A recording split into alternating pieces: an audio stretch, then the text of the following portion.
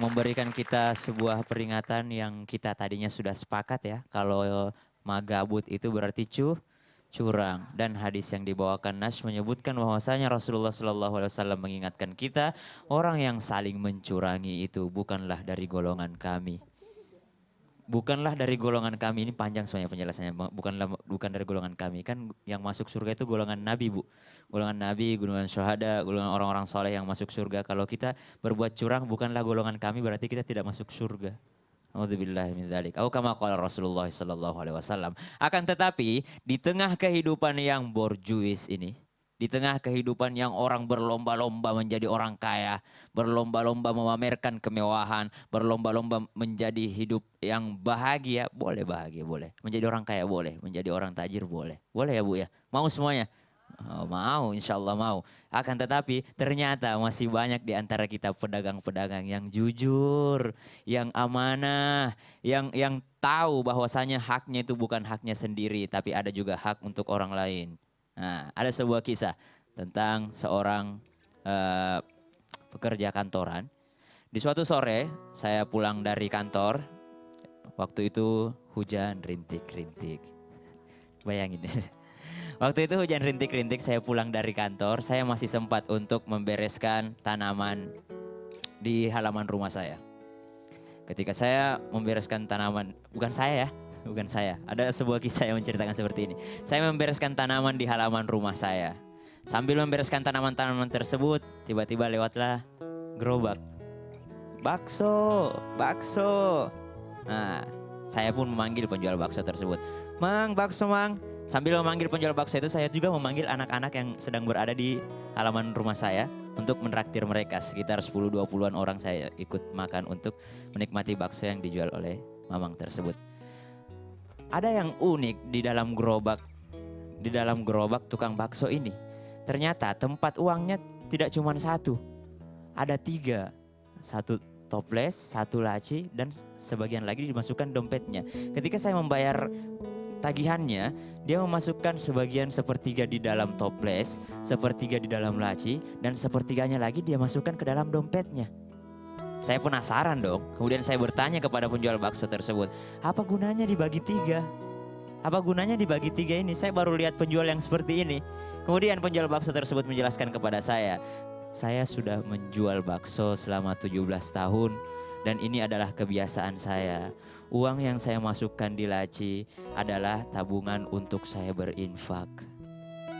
Uang yang saya masukkan di dompet adalah untuk modal saya kembali berjualan lagi dan untuk keuntungan saya untuk kehidupan sehari-hari.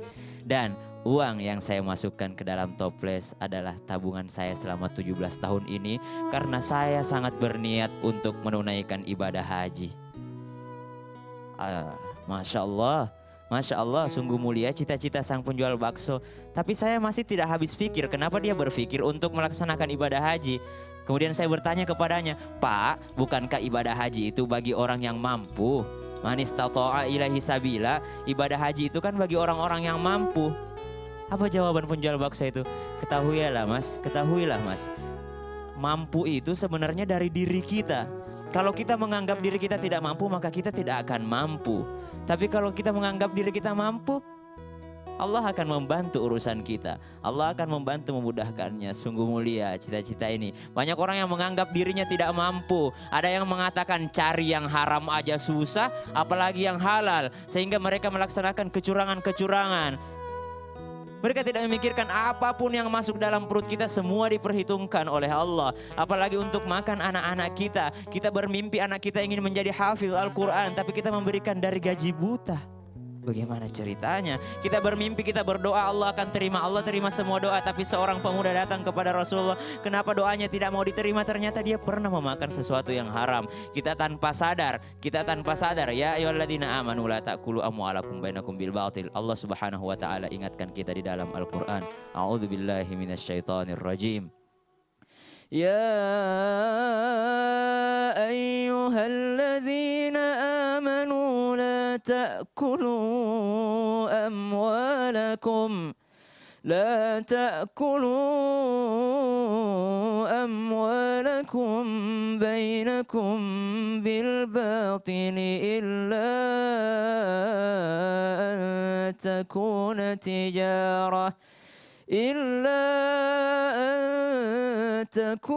تجارة عن تراض منكم ولا تقتلوا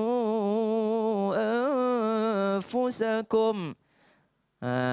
Allah Subhanahu wa taala ingatkan kepada kita, janganlah kalian saling memakan harta kalian dengan cara yang batil kecuali dengan kesepakatan awalnya. Taradin artinya saling ridho, sama-sama ridho. Anaknya sakit, terus bosnya mengizinkan untuk tidak bekerja tapi tetap memberikan haknya, itu adalah haknya. Itu adalah bernilai sedekah daripada atasannya. Kenapa? Karena sama-sama ridho, sama-sama menginginkan kebaikan dari keduanya. Di ayat yang lain mengatakan watudalu biha ilal hukam. Ada orang yang bahkan membawa perkara tersebut di depan hakim untuk mendapatkan hak orang lain, bukan haknya. Berani-beraninya kita memakan sesuatu yang nanti menjadi bahan bakar kita di api neraka. Masya Allah. Naudzubillahi min dzalik. Shadaqallahul adzim. Masya Allah, tepuk tangan dulu dong Bu. Ini kisah inspiratifnya luar biasa nih. Tapi bukan kisah Ustadz Syam kan yang beli bakso tadi kan? Bukan Gak dong. apa-apa juga kalau kisahnya. Gak apa-apa ya boleh. Sekali-sekali nanti kisahnya Ustadz Syam. Pengen saat saya bermimpi punya pengalaman yang keren tapi belum punya pengalaman yang keren. Pengalaman keren gimana? Habis Quran 30 juz, bisa menafsirkan Quran, Semua dapat ingin beasiswa bercita-cita, dari iya. Makassar, dapat beasiswa kuliah di sini nggak bayar. Enak aja dia nggak bayar ya. Iya Masya Allah, tapi itu kan karena memang dia kerja keras Pak Amin. Ustadz. Iya. Kerja Nah, keras kelihatan sih. kenapa? Nih. Gak usah aja Ustadz ah. Coba kalau Haikal, tadi mendengar kisah inspiratif yang dibawakan oleh Ustadz Syam, apa yang tersirat? Ini sebenarnya mengajarkan kita sesuatu kalau sebenarnya Allah itu mengikuti prasangka hamba-hambanya. Betul. Amin. Ketika kita merasa kita memang sanggup, kita bisa, insya Allah Allah akan memberikan jalan kepada kita. Amin. Jadi memang dari kitanya sendiri harus diniatin. Iya. Kalau misalnya emang pengen punya satu hal yang baik, ya harus diniatin gitu. Betul. Jadi kembali kepada kita lagi ya. Betul. Kalau kitanya benar-benar niat, ada kemauan, insya Allah Allah kasih jalan. Intinya seperti itu kurang lebih Tahu ya. nggak arti korupsi dalam Islam? Apa tuh Pak Ustadz? Itu kalau arti korupsi, bagian menyamak, apalagi kulit sapi, itu sebenarnya tugasnya cuma dapat kulit. Tapi ternyata nempel daging di Nauzubillah. kulitnya itu. Makanya yang menempel di daging, di kulit itulah yang disebut dengan korupsi. Bukan mengambil haknya orang. Sebenarnya haknya cuma ini doang.